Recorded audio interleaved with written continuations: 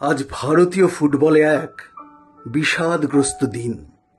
Football ময়দান হলো আজ সুনীল ছেত্রীহীন। প্রায় 40 ছুঁই ছুঁই সেই আইকন খেলোয়াড় ফুটবল মাঠে কাল থেকে তাকে দেখা যাবে না যে আর। ফুটবল প্রেমী ভারতীয়দের নয়নের সেই মণি, প্রায় 2 দশক ধরে আমাদের সচিন বিরাট ধোনি অবসর নিল ফুটবল থেকে, খেলে নিল শেষ খেলা।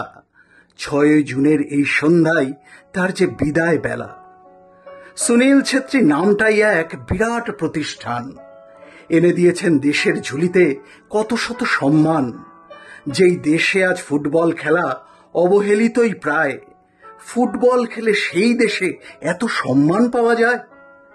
বিজয়ন আর বাইচুংদের পরে সেরা খেলোয়াড়, আগামী 100 বছরে এমন আসবে কি কেউ আর? 5 ফুট 7 ইঞ্চির ওই ছোটখাটো চেহারাতে 19 বছর ভারতের হয়ে খেলেছে সবার সাথে। দেশের হয়েই খেলা হলো ম্যাচ 151টা। একার কাঁধেই টেনে গিয়েছেন ভারতীয় দল গোটা। 94খানা গোল করা বলতো মুখের কথা। বলতে পারো কি আর কার আছে এই ধারাবাহিকতা? বিশ্বখ্যাত রোনাল্ডো আর লিও মেসিদের পরে ইন্টারন্যাশনাল ম্যাচে গোলে আছে 3 নম্বরে। 4 বার জিতেছেন তিনি চ্যাম্পিয়নশিপ সাফ। 2008-এ জিতেছেন AFC চ্যালেঞ্জ কাপ।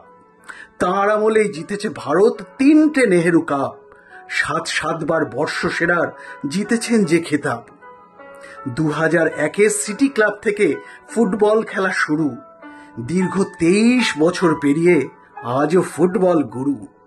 অর্জুন থেকে পদ্মশ্রী বা খেল রত্নও পেয়ে এগিয়ে গিয়েছে সুনীল ছেত্রী অন্য সবার চেয়ে। আই লিগ আর ISL-এ যে ক্লাবেই হোক খেলা, দাপিয়ে খেলেছে সুনীল, দারুণ গোল করেছে যে মেলা। বেঙ্গালুরুর ক্লাবের হয়ে 11-র জার্সিতে ভরসা দেবে না সুনীল ছেত্রী গ্রীষ্ম বর্ষা শীতে। ভারতের হয়ে গোল করবে না হেডে সুনীলের মাথা। 11-র ওই জার্সি যে আর হবে না কখনো ত্রাতা। ভারতীয় ফুটবলে সুনীলের গেথে গেছে রূপকথা। আগামীতে সবে করবে স্মরণ আজীবন সেই গাথা। স্ত্রী সোনাম আর পুত্র ধ্রুবকে নিয়ে থেকো তুমি সুখে। তোমার খেলার গল্প ঘুরুক আজীবন লোকমুখে।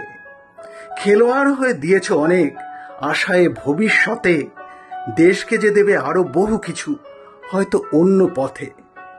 বহু জীবনের পুণ্যের ফলে এদেশে তোমাকে পেলাম।